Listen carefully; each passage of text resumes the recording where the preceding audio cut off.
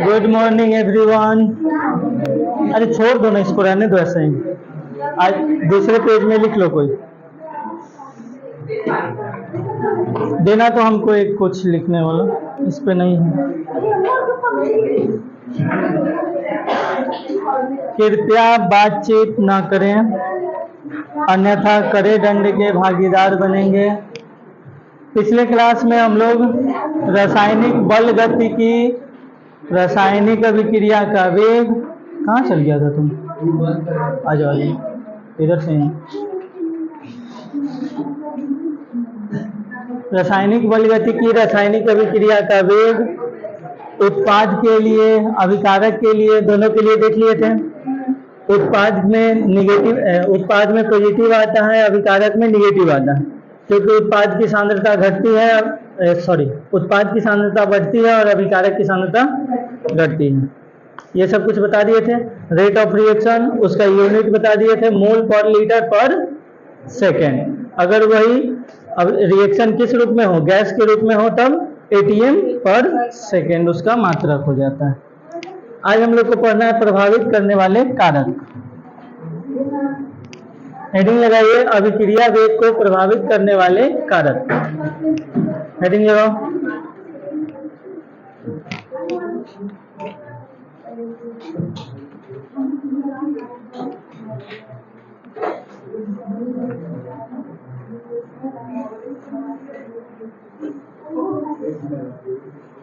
अभिक्रिया वेग को प्रभावित करने वाले कारक। हेडिंग लगाइए।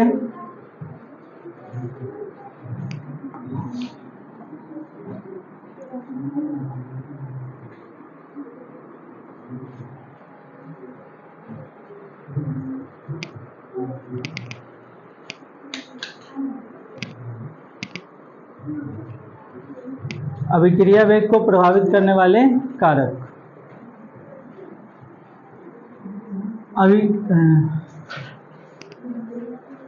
अभिकारक की प्रकृति पर, अभिकारक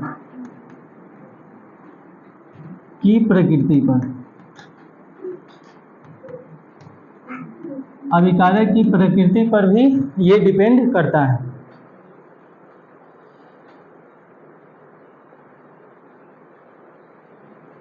जैसे एग्जाम्पल के रूप में अब देखिए,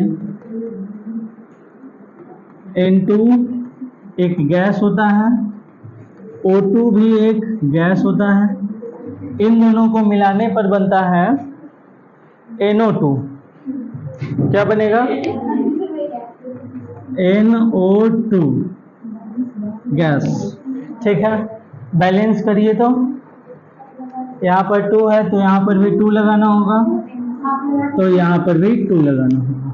ठीक है, देख लो एक बार, बैलेंस हो चुका है।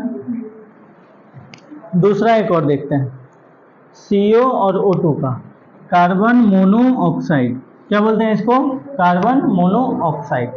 या फिर अगर इसको क्रियात्मक समूह के रूप में प्रयोग करते हैं CO को, तब इसको बोलते हैं कार्बोनिल समूह।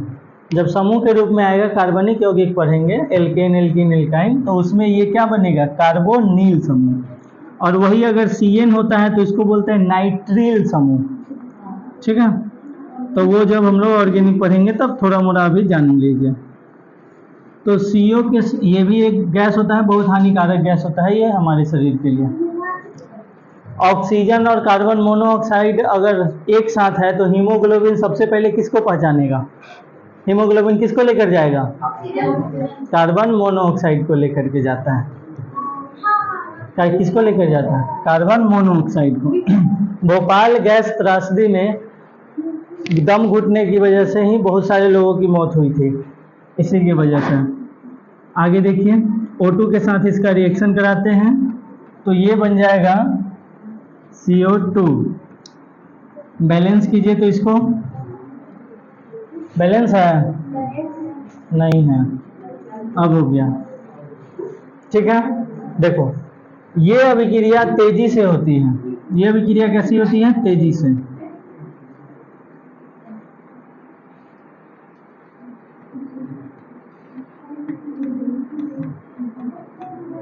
और ये अभिक्रिया होती है धीमी। कारण ये है कि यहाँ पर N2 और O2 एक गैस है, दोनों सिंगल सिंगल परमाणु का अणु है, और यहाँ पर कार्बन मोनोऑक्साइड ये अणु न होकर के यौगिक है, और यहाँ पर O2 है, तो इसकी प्रकृति कुछ और, इसकी प्रकृति कुछ और। दोनों का रिएक्शन O2 के साथ ही करवाए हैं, तो O2 पर डिपेंड नहीं करेगा। डिपेंड किस पर करेगा? N2 पर और CO पर। तो ये तेजी होने के पीछे रीजन ये है कि N2 का प्रकृति अलग होता है, और ये धीमी होने का कारण ये है कि CO का प्रकृति अलग होता है।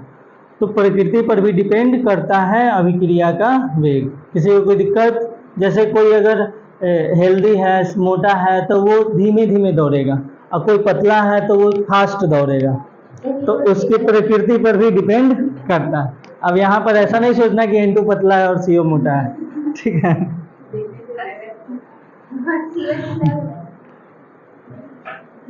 अब आखिर ऐसा होता क्यों है? तो ये चीज आपको याद रखना है कि अगर कोई आयनिक अभिकारक है, कैसा अभिकारक है? आयनिक अभिकारक, तब ये होगा तेजी से। अभिक्रिया कैसी होगा? तेजी से अभिक्रिया होगी। अगर वही सहसंयोजक अभिकारक है,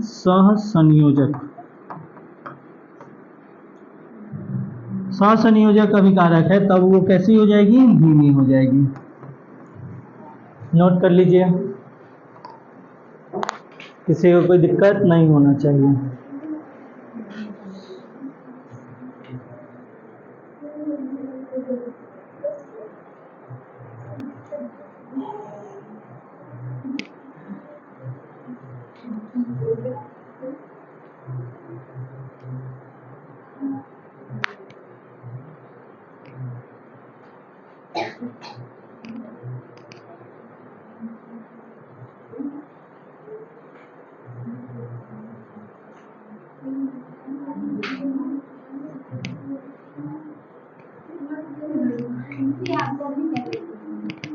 मेरा नींद पूरा रहता है, लेकिन फिर भी हम उलझ जाते हैं।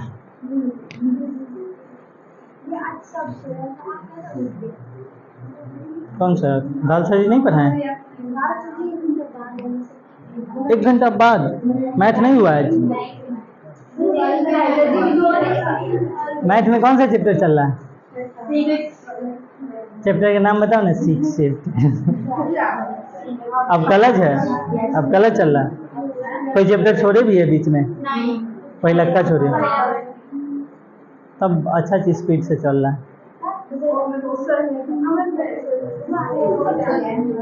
7 नंबर बड़ा है, 7 नंबर बड़ा चैप्टर है, उसमें 11 को एक्सरसाइज है 7 में। हाँ, 11वां एक्सरसाइज नयका बुक में से गायब है।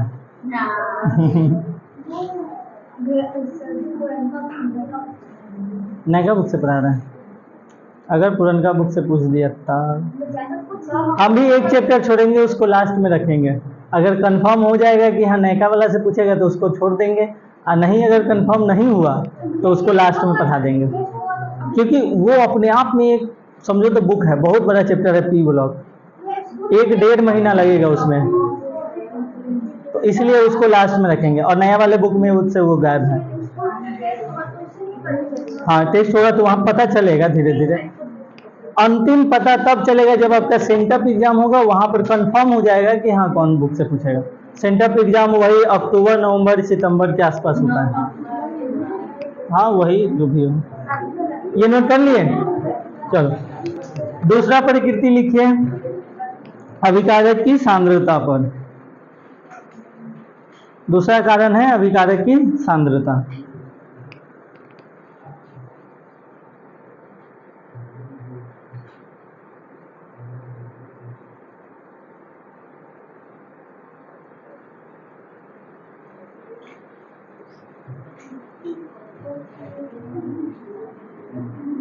सामान्यतः अभिकारक की सांद्रता बढ़ने पर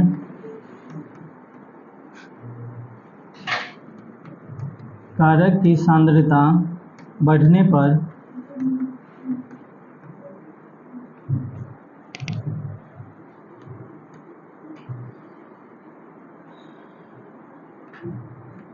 अभिक्रिया वेग बढ़ जाती है। अगर सांद्रता बढ़ाइएगा तो वेग भी क्या हो जाएगा, बढ़ जाएगा।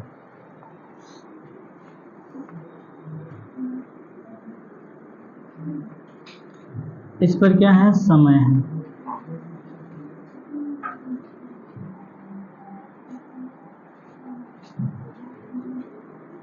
इस पर क्या है, तो वेग है, सॉरी सांद्रता है।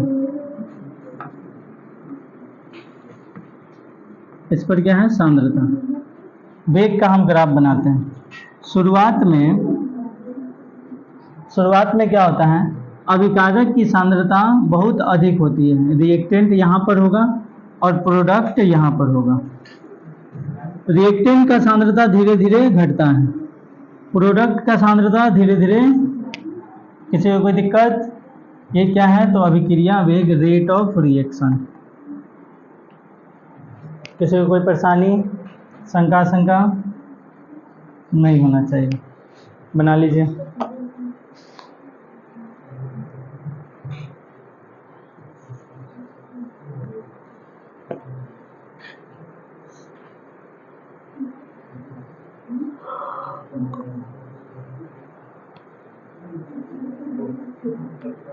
क्या भाई, ग्राफ है?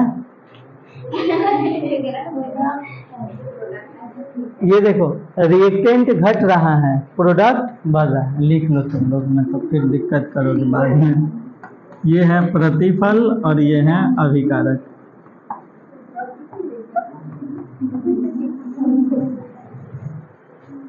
यहाँ आर और पी लिख दिया, हमको लगा कि समझ जाओगे, पूरा लिख दिया।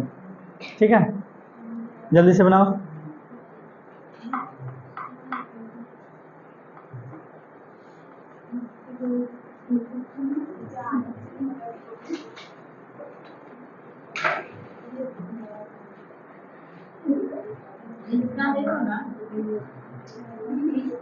हो गया?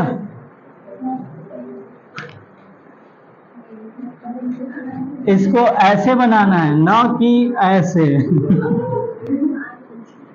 ठीक है,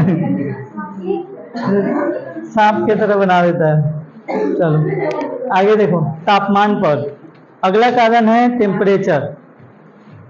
अधिकांश अभिक्रियाएं जो निम्नतर ताप पर धीमी होती है, अगर टेम्परेचर कम है तो धीरे धीरे होगा, गर्म करने पर तीव्र हो जाती है। बहुत सी अभिक्रियाओं के लिए तापमान 10 डिग्री सी बढ़ाने पर या बढ़ने पर अभिक्रिया दर दोगुनी हो जाती है। जैसे मान लो कि अभी 10 डिग्री सी टेम्परेचर है और कोई अभिक्रिया का वेग दो वेग से ये आगे की ओर बढ़ रहा है। मतलब पहले सांद्रता 10 है तो फिर 8 हो रहा है, फिर 6 हो रहा है, फिर 4 हो रहा है। इस तरह से ये क्या हो रहा है, घट रहा है, और इसी रेट से प्रोडक्ट बन रहा है। जैसे ही हम 10 से 20 डिग्री सी पर ले जाएंगे, क्या ले जाएंगे, 20 डिग्री, 10 डिग्री टेम्परेचर बढ़ा दिए, तो इसका वेग जो होगा अब तेजी से घटने लगेगा। 10 से 1 के बाद 6 होगा, 6 से 1 के बाद 2 होगा, यानी दुगना। पहले 2 की स्पीड से चल रहा था, टेम्परेचर 10 डिग्री सी बढ़ा दिए तो दोगुना दर हो जाएगा। दर 2 से क्या हो जाएगा, 4 हो जाएगा, और उसी के जिस दर से घटेगा उसी दर से बढ़ेगा प्रोडक्ट। किसी को कोई दिक्कत? 10 डिग्री अगर हम टेम्परेचर बढ़ाते हैं, सामान्यतः सब में ऐसा नहीं होता है, लेकिन सामान्यतः ऐसा होता है कि 10 डिग्री अगर टेम्परेचर बढ़ाया जाए तो जो अभिक्रिया दर होता है वो कितना हो जाएगा, दोगुना हो जाएगा। पहले 2 की स्पीड से घट रहा था, अब 4 की स्पीड से घटेगा। अगर पहले 3 की स्पीड से घट रहा था तो अब 6 की स्पीड से घटेगा। ठीक है, किसी को कोई दिक्कत नहीं होना चाहिए। ये चीज समझ गए होंगे? लिख लीजिए जल्दी से, उसको नोट कीजिए। तो लिखने में पीछे नहीं हटना, जब भी मौका मिले लिख लेना तुरंत।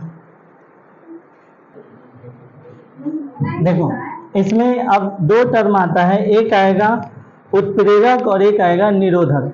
बायोलॉजी वाले लोग निरोधक को निरोध नहीं समझेंगे।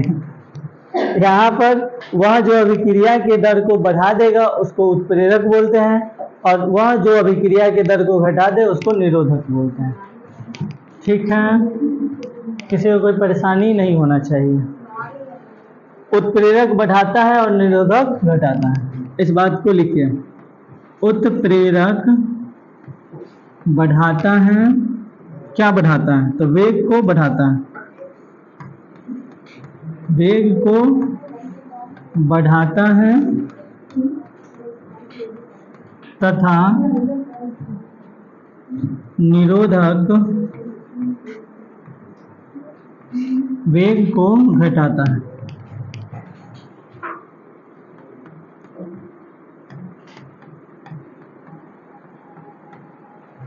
ठीक है,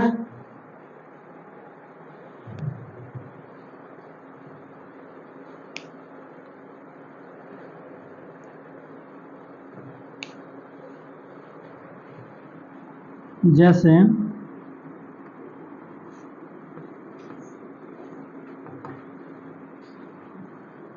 इसका नाम बताइए आप लोग। इसका नाम इसी से पूछे हैं, बताओ इसका नाम बताओ। हाँ, एथीन, एथीन या ethene? Ethene, alkane, alkene, alkyne. तो ये दूसरा वाला है, एल्केन नहीं है, एल्कीन है, क्योंकि इसमें डबल बॉन्ड है। ठीक है, तो एल्कीन लास्ट में क्या रहा? इन, तो ये बन जाएगा एथीन।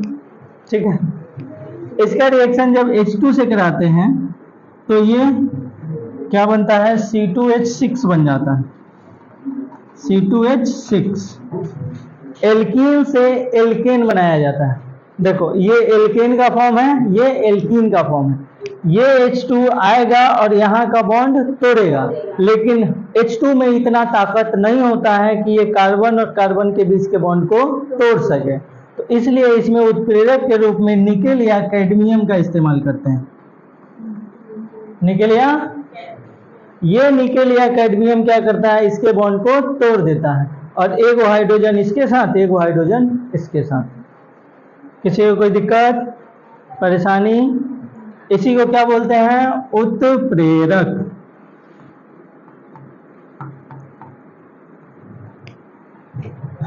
लिख लीजिए। एक और एग्जांपल दें, चाहे नहीं तो उत्प्रेरक समझ गए ना। बाकी जब उत्प्रेरक पढ़ेंगे तो बताएंगे कौन कौन उत्प्रेरक होता है।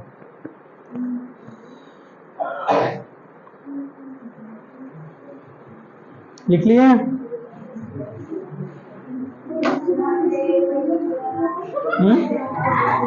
साइलेंस।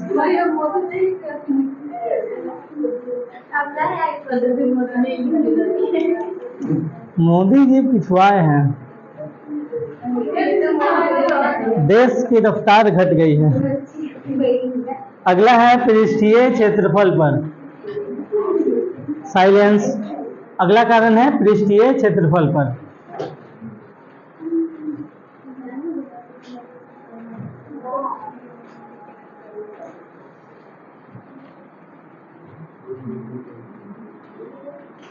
पृष्ठीय क्षेत्रफल बढ़ाने पर या बढ़ने पर अभिक्रिया का वेग बढ़ जाता है, अभिक्रिया का वेग बढ़ जाता है। अगर क्षेत्रफल बढ़ाइएगा तो वेग भी क्या होगा? बढ़ेगा। अतः या that means, I dot E को क्या पढ़ते हैं? डैट मीन्स पृष्ठीय क्षेत्रफल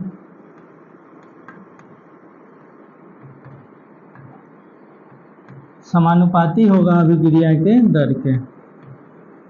अभिक्रिया दर।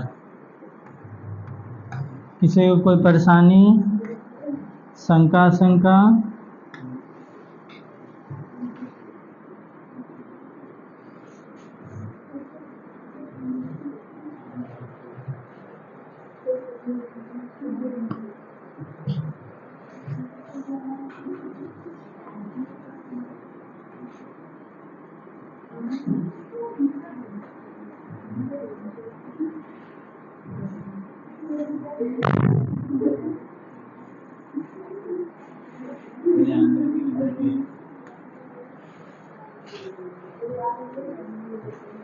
क्या हुआ? हो गया। देखो एग्जाम्पल, Zn और HCl का एग्जाम्पल देखो। Zn सॉलिड को HCl गैस से मिला दिए। HCl एक प्रकार का एसिड होता है जो गैसीय स्टेट में होता है। ये बन गया ZnCl2 और बाहर निकल गया H2 गैस। बाहर कौन चला जाएगा? H2 गैस के रूप में बाहर हो जाएगा। बैलेंस करने के लिए आप यहाँ पर इजीली 2 लगा सकते हैं, बैलेंस हो जाएगा। ठीक है, ये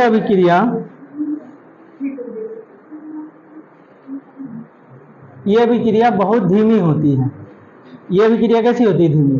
तो धीमी होती है इसलिए हम Zn को क्या करते हैं, सिंपल जिंक न लेकर के दानेदार जिंक लेते हैं। दानेदार, कैसा जिंक? दानेदार जिंक। तो दानेदार जब लेंगे तो उसका पृष्ठीय क्षेत्रफल क्या हो जाएगा? बढ़ जाएगा। आप लोग कभी बैग या शूज ये सब नया खरीदते होंगे तो उसमें एक पॉकेट मिलता होगा जिसमें रहता है सिलिका जेल। उसमें क्या रहता है? सिलिका, एकदम छोटा छोटा चीनी बराबर रहेगा, चीनी के दाना, यूरिया की तरह। तो वो दाना के रूप में, इसलिए चाहता तो पूरे बैग में रख देता है एक बार बड़का वो सॉलिड, तो दाना के रूप में इसलिए रखा जाता है ताकि उसका पृष्ठीय क्षेत्रफल ज़्यादा हो और वो ज़्यादा से ज़्यादा मॉइस्चर को सोख सके।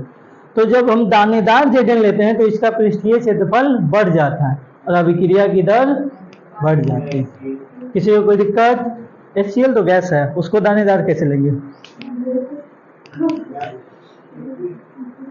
HCl होता गैस के रूप में, बाकी उसको आप ठंडा करिएगा तो देखो, कोई किसी भी चीज का अवस्था अगर बताया जाता है तो वो रूम टेम्परेचर पर बताया जाता है, नॉर्मल तापमान पर, और नॉर्मल तापमान पर ये गैसीय अवस्था में होता है। बाकी आप उसको ठंडा करके लिक्विड बना सकते हैं। तो क्षेत्रफल बढ़ाने के लिए Zn को कैसा लेंगे? दानेदार लेंगे, तब अभिक्रिया दर क्या हो जाएगी? बढ़ जाएगी। किसी को प्रॉब्लम, शंका?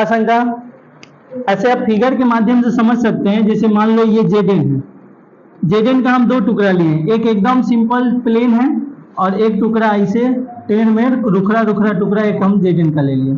अब आप बताइए कि इसमें अभिक्रिया तेजी से होगा या इसमें अभिक्रिया तेजी से होगा? इसमें अभिक्रिया तेजी से होगा और इसमें अभिक्रिया धीमी होगी। क्यों? क्योंकि इसका पृष्ठीय क्षेत्रफल अधिक हो जाएगा और इसका पृष्ठीय क्षेत्रफल कम हो जाएगा। किसी को कोई दिक्कत? नोट कीजिए जल्दी से, ये भी बना लो, काम आएगा। यही सेम चीज पृष्ठ रसायन में पढ़ना है।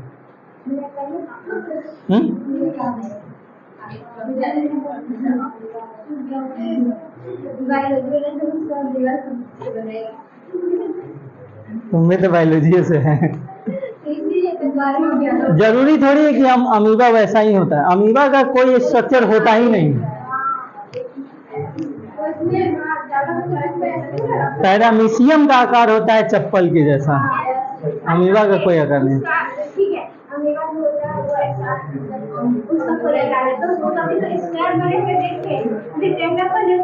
तुम ऐसा देखिए अमीबा को, कहाँ?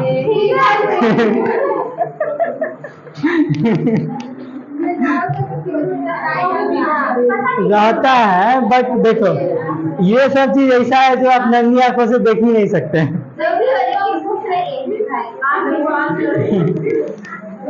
वो तो फैसलों बना देगा, उससे क्या मतलब है। साइलेंस, शांत रहो। हो गया ये, चलो। विकिरण की उपस्थिति में, अगला कारण है विकिरण की उपस्थिति में। विकिरण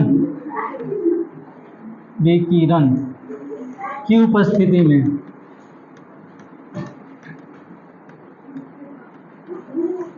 विकिरण की उपस्थिति में, साइलेंस। विकिरण की उपस्थिति में होने वाली अभिक्रिया देखेंगे।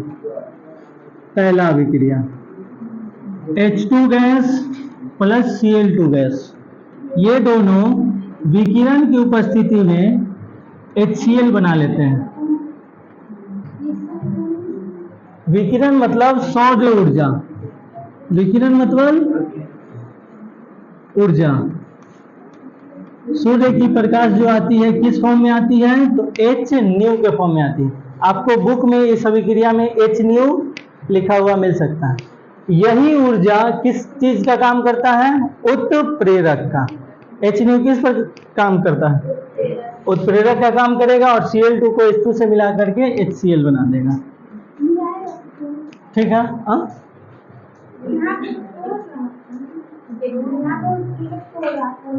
तोड़ रहा था, कहाँ पे तोड़ रहा था।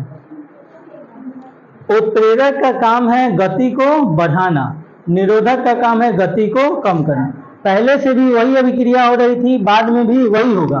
पहले धीमी गति से हो रही थी, अब तेजी से होगा, बाकी चेंज नहीं होगा। कहाँ पर हम तोड़ने वाला लिखा है, कहीं पर तोड़ने वाला नहीं लिखा है। अच्छा, ये बॉन्ड को तोड़ेगा 100। पहले ये हाइड्रोजन से नहीं टूट पा रहा था, तो 10 घंटा में ये मना रहा था टूट जा टूट जा टूट जा। जब ये आया एक झापट मारेगा, हट में, और एक बार में अलग हो जाएगा। तो गति बढ़ गया ना। पहले जो काम बहुत ज्यादा समय लगता था, अब वो काम पहले हो रहा है। कोई भी किसी के भी प्रभाव में आने से वो काम तेजी से हो रहा है, तो गति तो बढ़ गया।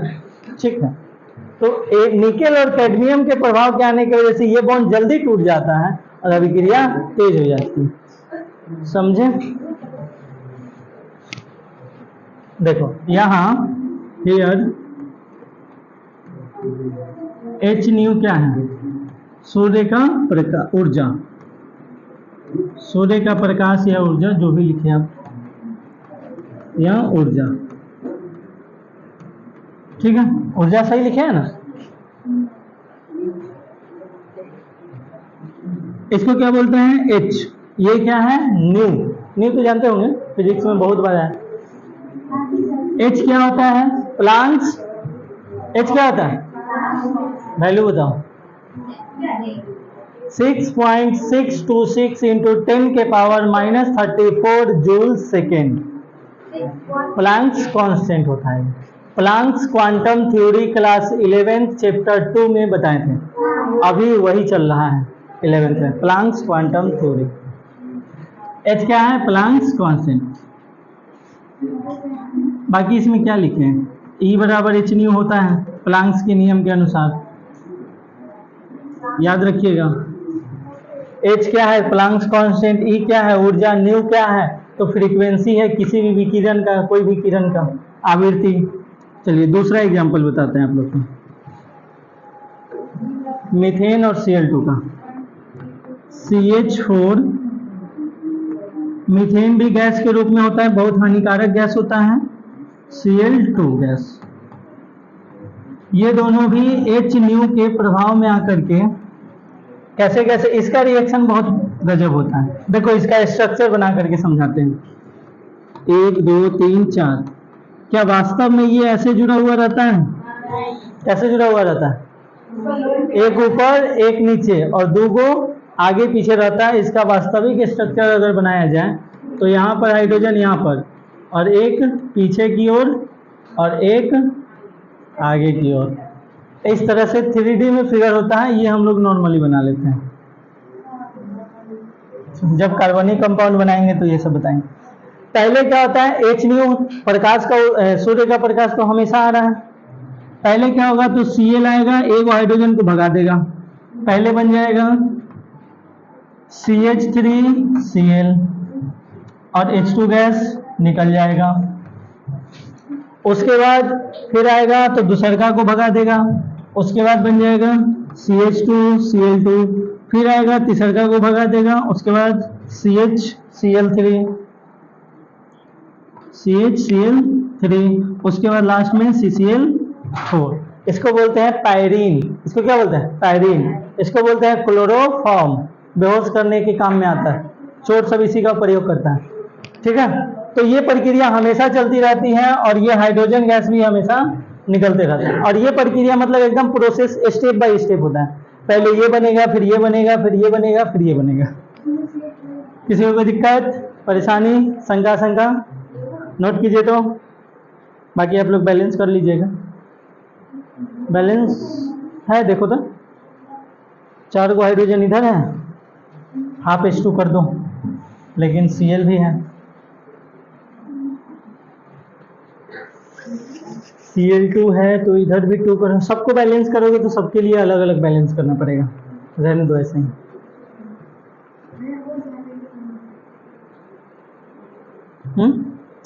इस रिएक्शन को बैलेंस करोगे तो यहाँ Cl है, यहाँ पर Cl2 है, तो इधर 2 लगाना पड़ेगा, उधर 2 लगाओगे तो यहाँ पर भी 2 लगाओगे, लगा लो। देखो तो अब बैलेंस हुआ, 3 दूना 6 2 8, 4 दूना 8, हो गया बैलेंस, हो गया बैलेंस।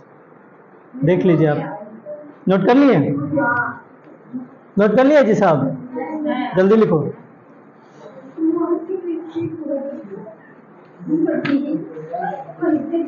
सुत गई, जिंदा है ना, देखो तो मोदी गजब देखती है, चपकाली। चलो, अभिक्रिया वेग की सांद्रता पर निर्भरता, अभिक्रिया वेग की सांद्रता पर निर्भरता।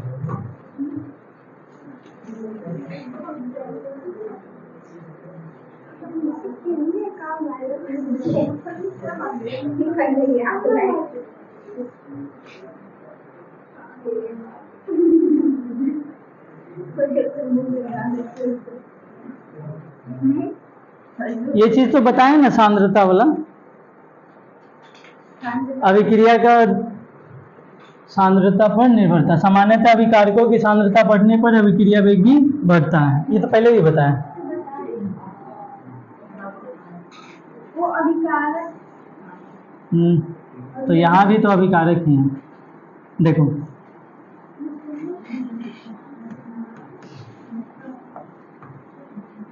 तो अभिकारक का सांद्रता या फिर अभिकारक का दर, अभिक्रिया का दर, अभिक्रिया दर सांद्रता के क्या हो जाएगा, समानुपाती हो जाएगा।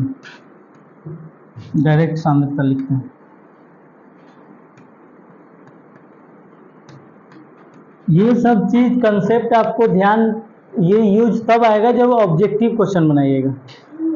बोलेगा किसी अभिक्रिया की सांद्रता 2 मोल से 3 मोल कर दिया गया, तो बताइए उसके वेग में बढ़ोतरी होगी, कमी आएगी, इनमें से कोई नहीं या दोनों। तो ये सब उस समय काम आएगा। अगर टेम्परेचर 10 डिग्री बढ़ा दिया जाए तो उसका अभिक्रिया दर 2 गुना हो जाएगा, 3 गुना हो जाएगा, आधा हो जाएगा, इनमें से कोई नहीं। ठीक है, तो इस प्रकार का कंसेप्चुअल क्वेश्चन आता है। फिजिक्स में भी ऐसा होता है, जैसे कोई एक टॉपिक है, उसमें रेडियस को आधा कर दिया जाएगा तो ये दुगना होगा कि 4 गुना होगा कि 8 गुना होगा, इस तरह से। तो ये सब कंसेप्चुअल क्वेश्चन होते हैं।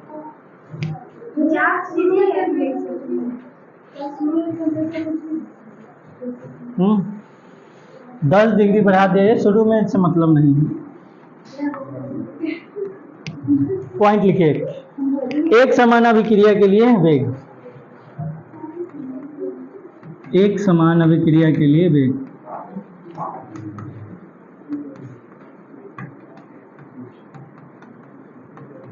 एक समान अभिक्रिया के लिए वेग।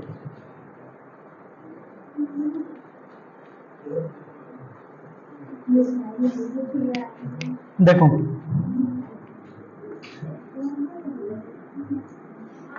देखो जरा, देखो इधर तो देखो, एक अभिकारक A है जो स्मॉल a मोल लिया गया है, दूसरा अभिकारक B है जो स्मॉल b मोल लिया गया है। इन दोनों के मिलने से एक उत्पाद C और दूसरा उत्पाद D बन रहा है। C स्मॉल c मोल बन रहा है और D स्मॉल d मोल बन रहा है। ठीक है, तब इसका अगर हमको वेग निकालना होगा तो वेग कैसे निकाला जाएगा? इसका जो वेग होगा वो समानुपाती होगा K ए की सांद्रता और इसके मात्रा पर स्मॉल ए इंटू बी की सांद्रता और इसके मात्रा पर स्मॉल बी, तो ये क्या आएगा, तो ये चीज घटेगा, तो ये घटते क्रम में आएगा। और वही अगर इसका निकालना होगा, हाँ, कि कांस्टेंट टर्म है यहाँ पे, तो कांस्टेंट को हटा देते हैं क्योंकि समानुपाती लगाए हैं। जब समानुपाती का चिन्ह हटाते हैं तब कांस्टेंट लगाते हैं। इसके बारे में भी आगे बताएंगे, टेंशन नहीं लो।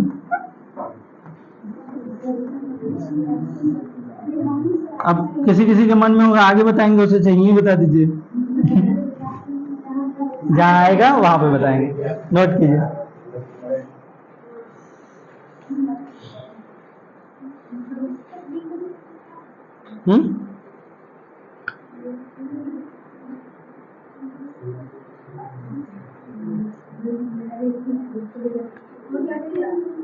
हो गया।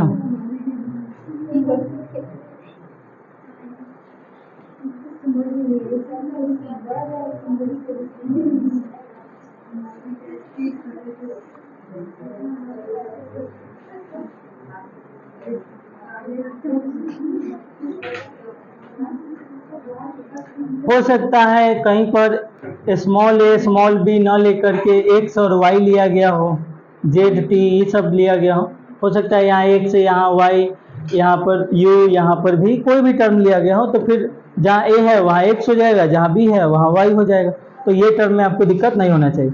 हम यहाँ पर ए अगर लिए हैं, कहीं पर एक्स लिया जाएगा तो एक्स हो जाएगा फॉर्मूला में, उतना तो आप चेंज कर ही सकते हैं, ठीक। अब अभिकारक है, इसका मतलब घटेगा। अभिकारक का जो दर होता है वो क्या होता है, घटता है, सांद्रता में कमी आती है, तो माइनस डी एक्स बटा डी टी किसके बराबर, के ए की सांद्रता स्मॉल ए, बी की सांद्रता स्मॉल बी। हेयर के बराबर वेग स्थिरांक, वेग या दर स्थिरांक, के क्या है, स्थिरांक है, वेग या दर स्थिरांक। जब वेग नियम पढ़ेंगे तो उसमें आएगा के, जल्दी से नोट कीजिए। तो देखो वो चीज लिखे थे कि नहीं, लिख लिए थे ना, उसी चीज को x और y के रूप में अगर लिखा जाए तो x बराबर a होगा, y बराबर b होगा, स्मॉल b, तब फॉर्मूला क्या हो जाएगा, जो वेग होगा वो बन जाएगा k कैपिटल A के पावर x और b के पावर y, ये चीज बन जाएगी अगर x और y के टर्म में लिखा जाए तो, ठीक है। अब इसमें क्या होता है, के तो समानुपातिक स्थिरांक या वेग स्थिरांक है, दर स्थिरांक या वेग स्थिरांक, वो एक कांस्टेंट टर्म है। x और y का वैल्यू क्या है, पॉइंट के रूप में लिखेंगे, x तथा y स्टाइकियोमेट्री, जिसको हिंदी में क्या बोलते हैं, रस समीकरण मितीय, हिंदी में क्या बोलते हैं, स्टाइकियोमेट्री गुणांक है, क्या है, गुणांक है, स्टाइकियोमेट्री गुणांक है, जो स्मॉल ए तथा स्मॉल बी के बराबर हो भी सकता है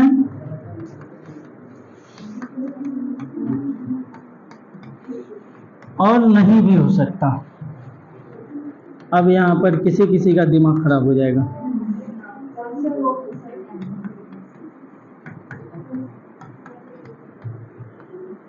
हो सकता है वो तो समझ में आ रहा है, नहीं कैसे हो सकता है, इसलिए नहीं हो सकता है क्योंकि x व y का निर्धारण प्रायोगिक विधि द्वारा होता है, x व y का निर्धारण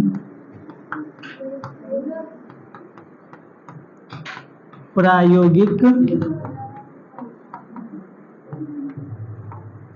विधि द्वारा होता है। प्रायोगिक का मतलब है प्रैक्टिकल। मान लेते हैं कि यहाँ पर जो a है वो 2 है, लेकिन जब प्रैक्टिकल रूप से निकाला गया तो ये 2 ना आकर के 1.98 आया। तो x की जगह पर 1.98 लेंगे, ना कि 2 लेंगे। ठीक है, तो बराबर हो भी सकता है, नहीं भी हो सकता। अब दिक्कत नहीं होगा, क्लियर हो गया होगा, समझ में आयो। x और y जो लेते हैं वो प्रायोगिक वैल्यू होता है, इसलिए बराबर हो भी सकता है, नहीं भी हो सकता। अधिकांश में बराबर ही होगा, कोई कोई स्पेशल केस में आता है बराबर नहीं हो सकता। हम लोग को बराबर वाला ही पढ़ना है। ठीक है, जैसे एक रिएक्शन आप लोग को देते हैं, चाहे अगले पेज पे देते हैं, इसको नोट कीजिए पहले सब लोग।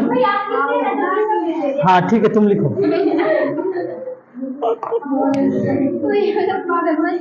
साइलेंस। हो गया हो गया हो गया।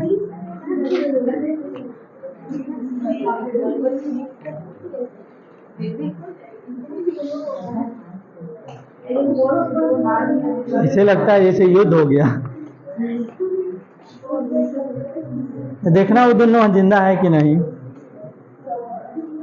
तो भूत बन के घूमेगी।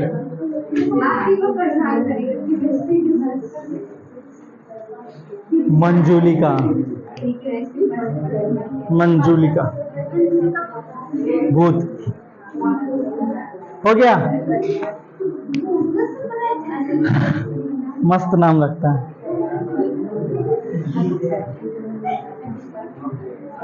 यामिनी, देखो नाइट्रोजन मोनोऑक्साइड गैस, इसका रिएक्शन कराते हैं O2 से, तो ये बन जाता है NO2। बैलेंस करने के लिए आप यहाँ पर इजीली 1/2 लगा दीजिए, हो जाएगा बैलेंस। ठीक है, अगर इसका वेग हमको लिखना होगा तो वेग लिखने के लिए के फार्मूला, सिंपल फार्मूला क्या होता है, तो यहाँ x इंटू बी और यहाँ पर y। आप ए भी कर सकते हैं, कोई दिक्कत नहीं। तो इसका वेग अगर हम लिखते हैं तो के ए की जगह पर NO 1 आएगा इसके पावर में, बी के जगह पे O2 इसके पावर में 1/। किसी को कोई दिक्कत हो सकता है, कोई लोग ऐसे ना लिख करके इसको बैलेंसिंग में चेंज किए होंगे, जैसे O2 और ये NO2 बना, तो हो सकता है कोई लोग यहाँ 2 लगाए होंगे, यहाँ भी 2 लगाए होंगे, यहाँ भी 2 लगाए होंगे। ठीक है, नहीं सॉरी ऐसे बैलेंस नहीं हो सकता है। 2 दूना 4 1 5, पहले वाला ही सही था, पहले वाला ही सही था, यानी कि इसमें गलत है। 2NO 4 गो, 2 2 4 गो हो सकता है। एक और बैलेंसिंग ऐसे हो सकता है, यहाँ पर न लगा करके यहाँ पर 2 लगाया जाए। ठीक है, अब ऐसे भी बैलेंसिंग हो सकता है। तो अगर कोई लोग ऐसे बैलेंसिंग किए होंगे तो उनका क्या आएगा समीकरण, के NO का पावर 2 और इंटू O2 का पावर 1। तो ये चेंज हो सकता है। किसी को कोई दिक्कत, परेशानी, शंका?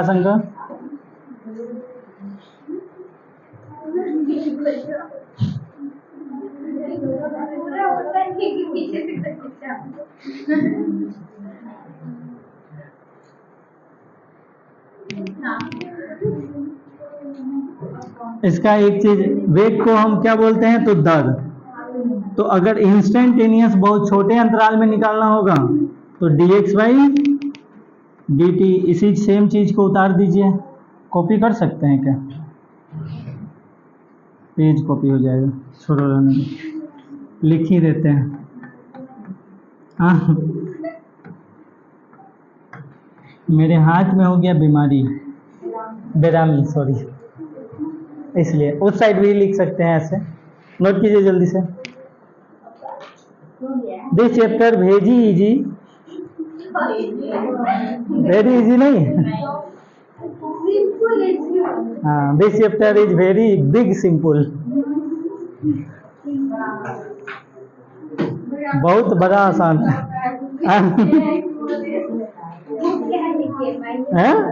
के लिखे हैं, के है, लेस देन नहीं है, के को लेस देन समझ गए। साइलेंस हो गया।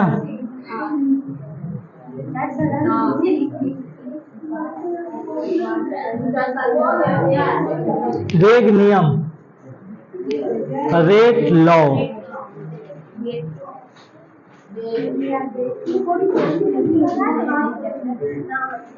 शांति शांति शांति। देखो, वेग नियम वह व्यंजक जिसमें किसी अभिक्रिया के वेग को अभिकारकों की सांद्रता पर घातांकों की, यहाँ पर सांद्रता की घातांकों, सांद्रता के घातांक यानी कि पावर की सहायता से व्यक्त किया जाता है। अभी अभी पीछे लिखे हैं सांद्रता के घातांकों, सांद्रता के घातांकों, ये बना सांद्रता और इसके घातांक यानी कि पावर, ठीक है, के रूप में व्यक्त किया जाता है। उसी को क्या कहते हैं, वेग नियम कहते हैं। वेग नियम का निर्धारण किससे होता है, प्रायोगिक रूप से होता है, इसलिए बराबर हो भी सकता है और पहले ही बता चुके हैं। किसी को कोई दिक्कत, परेशानी, शंका होना नहीं चाहिए।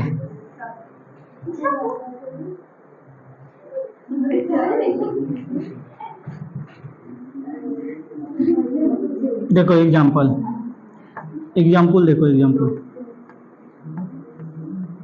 पहला रिएक्शन है CH4Cl2। लिखो ना तुम लोग, हम कहाँ किसी को रोक रहे हैं।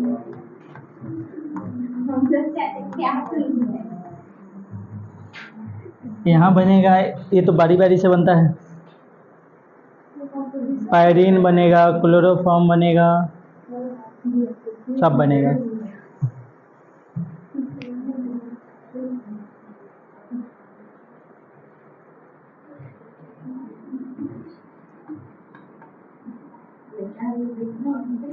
CH3Cl प्लस H2 बैलेंस करने के लिए यहाँ 1/2। अगला स्टेप में, चाहे पहले इसके देख लेते हैं। अगर इसका हमको लिखना होगा व्यंजक, तो वेग बराबर K, बैलेंसिंग सही है ना,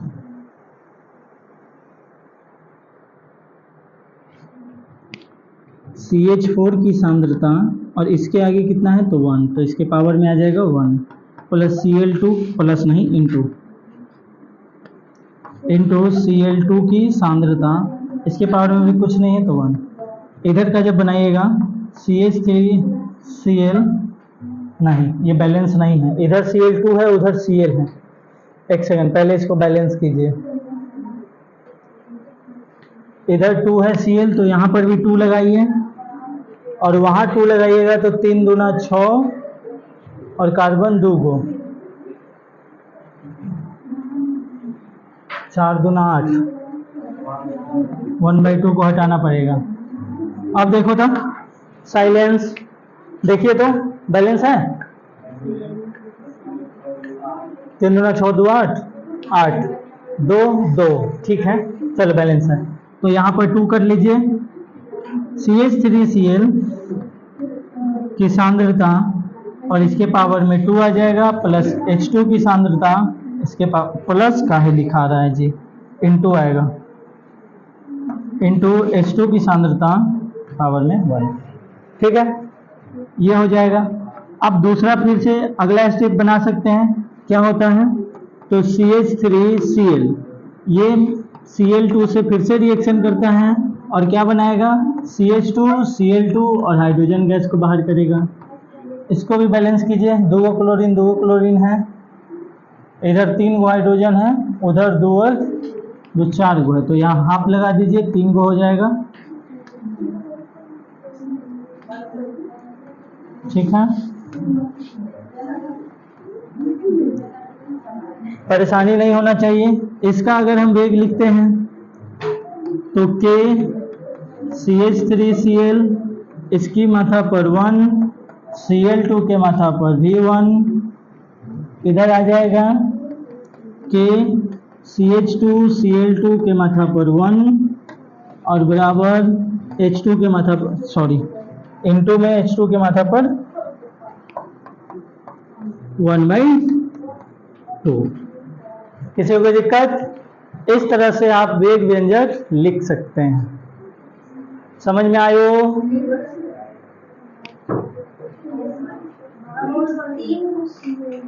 कहाँ गलती आई हो गया कहीं पे? कहाँ 3 गो CL? 2 ही हो ना CL? एक गो है, अच्छा। ओहो, रुको रुको रुको रुको, फिर से इसको बैलेंस करो। यहाँ पे 2 लगाना पड़ेगा। तो 2 गो CL, 2 गो 4 गो CL, तो यहाँ पर भी 4 गो CL बना दो। तो 4 गो CL बन गया। कार्बन का गो हाइड्रोजन 3 दूना 6 गो, और यहाँ हाइड्रोजन है 2 गो, तो आगे 3 लगा दो। अब देखो तो बैलेंस हो गया। 2 गो कार्बन 2 गो कार्बन, ठीक है। तो यहाँ पर 1/2 ना आकर के 1/3 नहीं 3 आएगा, और यहाँ पर 1 ना आकर के 2 आएगा। यहाँ पर 1 ठीक है, यहाँ पर 2 आएगा। हो गया। अरे थोड़ा सा तो है, बैलेंसिंग गलत करेंगे तो व्यंजक गलत हो जाएगा।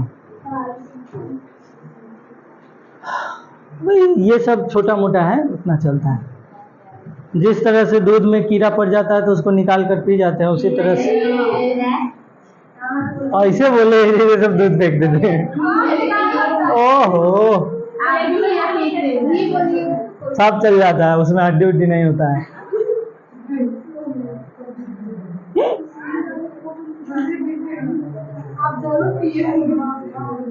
तो यही में कौन बड़ी बात है?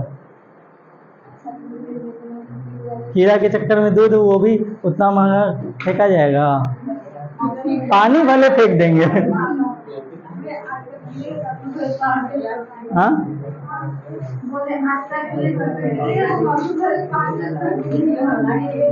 साइलेंस हो गया। लिख लिए? एक चीज और पढ़ना है, मात्र 5 मिनट। कोई बात नहीं,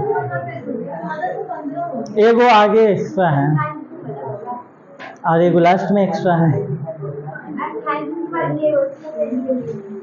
नहीं, आगे शुरुआत का एगो ब्लैंक पेज है, इसीलिए नहीं हुआ है। एगो खाली पेज कहाँ से आ गया? एक्स्ट्रा, हाँ एगो ज़्यादा लिया। चलो हटाओ इसको। कौन सा पढ़ रहे थे? वेग नियम, यही ना? हटाओ इसको। एक कम गया, एगो आगे से भी कमा देते हैं। देखो हो गया, पीछे से कमा दे। हो गया, चलो देखो। हेडिंग लगाओ, अभिक्रिया की कोटि, order of reaction. Last topic है और बहुत मस्त टॉपिक है। इस पर कम से कम तो 2 क्वेश्चन आपको ऑब्जेक्टिव में देगा ही देगा। 2 ना तो एगो तो कंफर्म देगा, कंफर्म है, इससे एक क्वेश्चन मिलेगा तो मिलेगा। अभिक्रिया की कोटि। किसी अभिक्रिया के वेग नियम व्यंजक में प्रयुक्त सांद्रताओं के घातांकों का योग, उसके माथा पर जो है घातांक, उसका योग क्या कहलाता है? तो अभिक्रिया की कोटि कहलाती है। सिंपल, उसके माथा पर जो रहेगा उसको जोड़ देना है। कोई रिएक्शन दे दिया जाएगा, आपसे पूछ दिया जाए बताइए इसकी अभिक्रिया की कोटि क्या होगी?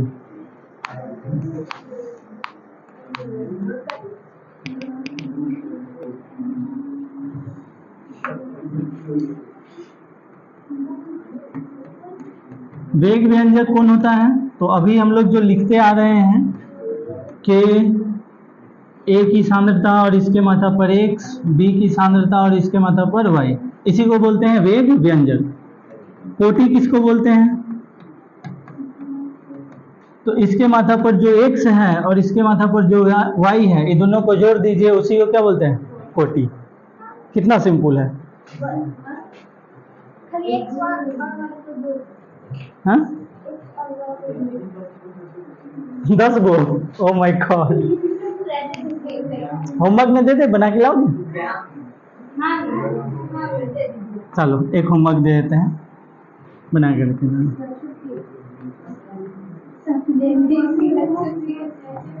निम्न अभिक्रिया, निम्न अभिक्रियाओं के व्यंजक से अभिक्रिया की कोटि ज्ञात करें। ये आपके होमवर्क में है।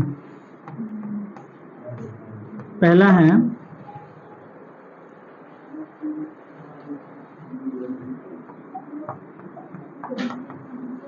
कि a के पावर 1/2, b के पावर 3/2। दूसरा है 2 आएगा, एक के आएगा।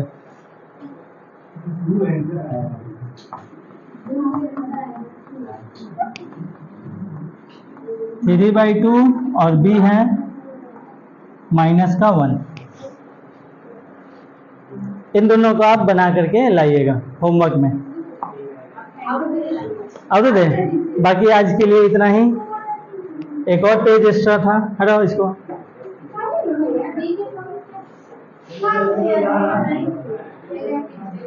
पीछे क्या लिखो? 3/2 -1। इन दोनों को बना लीजिएगा, बहुत सिंपल है, जोड़ घटाव तो आता ही होगा। हाँ, पहला का आंसर और दूसरा का, अब ये बना दिया सर। तब इतना नहीं इजी दे दिए, इस पर क्वेश्चन आता है, बहुत इजी है। अब मान लो कोई अभिक्रिया की कोटि वाला क्वेश्चन गलती कर देगा, उसको तो पानी सूंघ के मर जाना चाहिए। देख के वो क्या कि पानी में डूबेगा तो पानी भी प्रदूषित हो जाएगा, इसलिए सूंघ के मर जाओ। आज के लिए इतना ही। थैंक यू, धन्यवाद, जय हिंद।